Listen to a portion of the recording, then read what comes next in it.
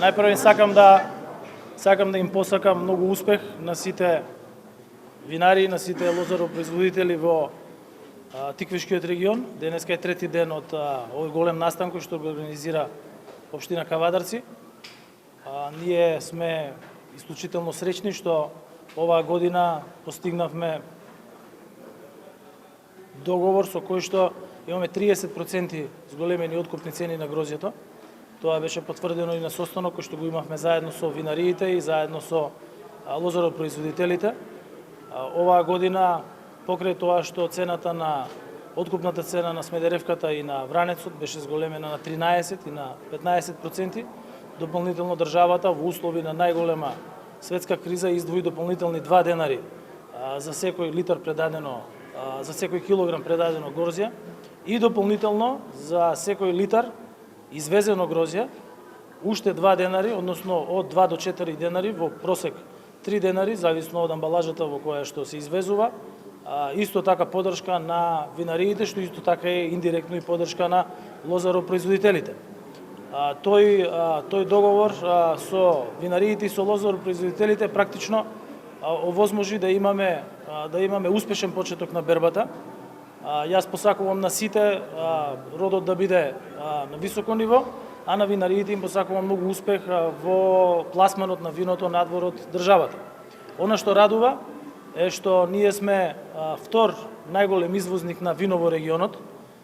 Исто така сме еден од најголемите извозници во светски рамки на вино, покрај тоа што сме еден од најголемите извозници во европски рамки. И квалитетот на виното секоја година е на повисоко ниво.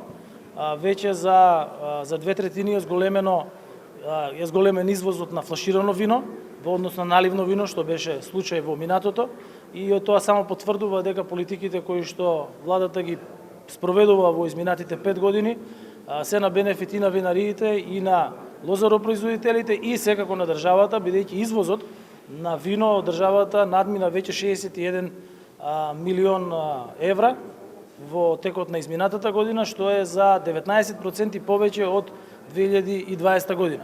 Верувам дека со големиот квалитет кој што нашите вина го имаат и што беше потврден на најголемиот европски саем одржан во Белград во организација на Србија, Северна Македонија и Албанија, дека ќе представува уште поголем поттик како за производителите на грозје, за собствениците и менаџерите на винариите, така и за државата да оваа стратешка гранка ја држи на високо ниво на агендата во Министерството за земјоделие.